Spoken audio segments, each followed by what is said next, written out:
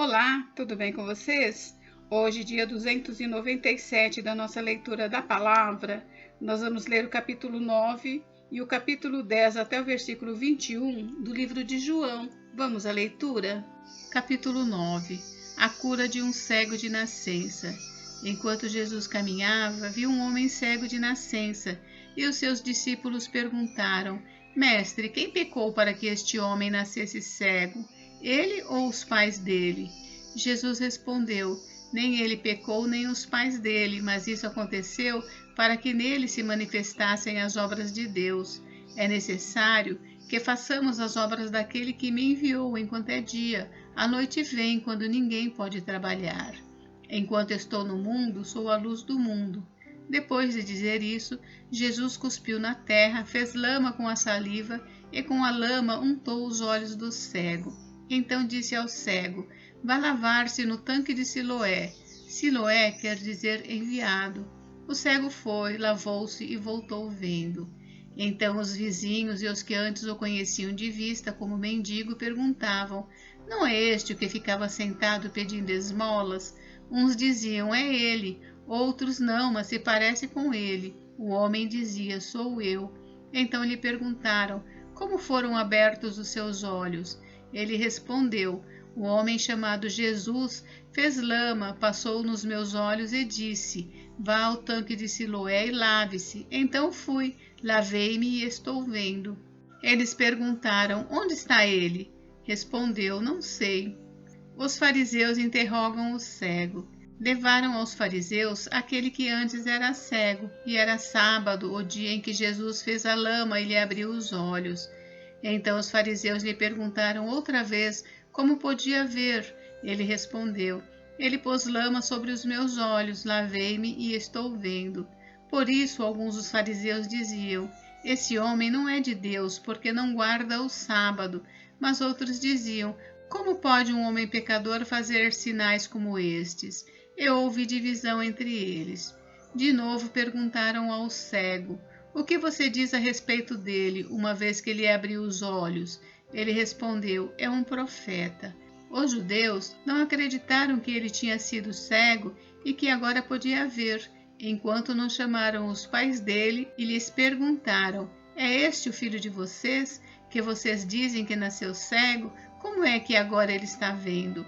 Então os pais responderam: Sabemos que este é o nosso filho que nasceu cego, mas não sabemos como agora está vendo, e também não sabemos quem lhe abriu os olhos. Perguntem a ele, pois já tem idade e poderá falar por si mesmo. Os pais dele disseram isso porque estavam com medo dos judeus, pois estes já tinham combinado que se alguém confessasse que Jesus era o Cristo, seria expulso da sinagoga.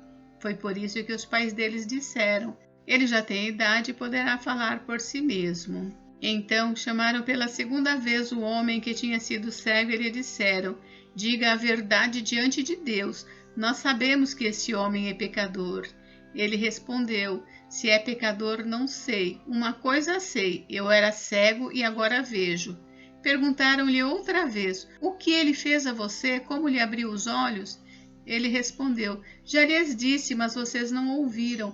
Por que querem ouvir outra vez? Por acaso vocês também querem se tornar discípulos dele? Então o insultaram e lhe disseram: Discípulo dele é você, nós somos discípulos de Moisés. Sabemos que Deus falou a Moisés, mas este nem sabemos de onde é. O homem respondeu: É estranho que vocês não saibam de onde ele é, mas ele me abriu os olhos. Sabemos que Deus não atende a pecadores. Pelo contrário, se alguém teme a Deus e pratica sua vontade, a este atende. Desde que o mundo existe, jamais se ouviu que alguém tenha aberto os olhos a um cego de nascença. Se este homem não fosse de Deus, não poderia ter feito nada.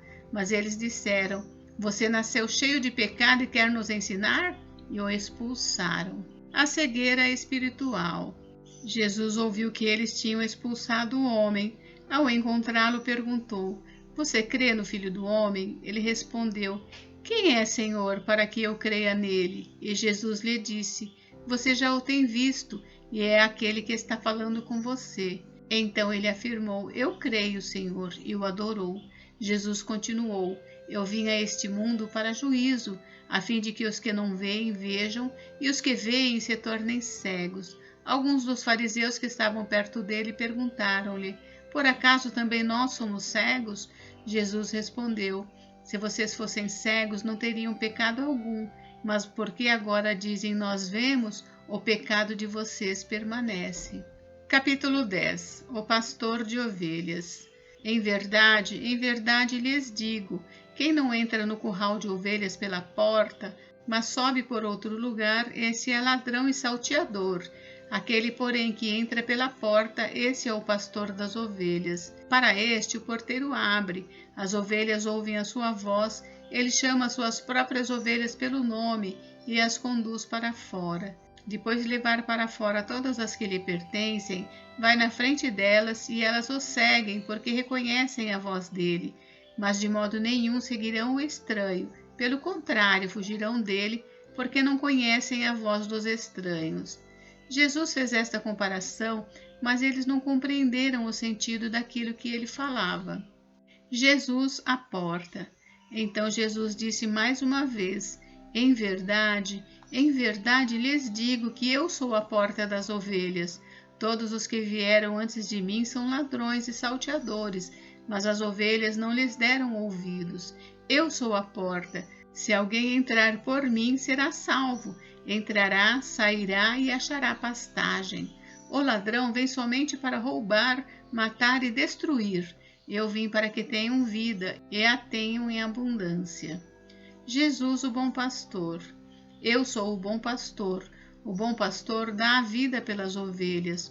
O mercenário que não é pastor, a quem não pertencem as ovelhas, vê o lobo chegando, abandona as ovelhas e foge. Então o lobo as arrebata e dispersa.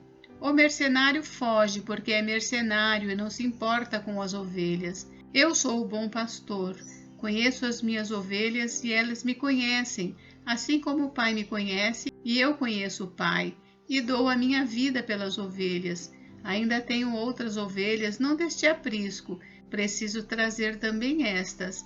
Elas ouvirão a minha voz, e então haverá um só rebanho e um só pastor. Por isso o Pai me ama, porque eu dou a minha vida para recebê-la outra vez. Ninguém tira a minha vida, pelo contrário, eu espontaneamente a dou. Tenho autoridade para entregá-la e também para reavê-la. Este mandato recebi de meu Pai. Por causa dessas palavras, houve nova divisão entre os judeus. Muitos deles diziam: ele tem demônio e enlouqueceu. Por que vocês ouvem o que ele diz? Outros diziam: este modo de falar não é de endemoniado. Será que um demônio pode abrir os olhos aos cegos? Gente, encerramos por hoje, mas amanhã tem mais. Fiquem com Deus, Deus abençoe vocês. Até amanhã.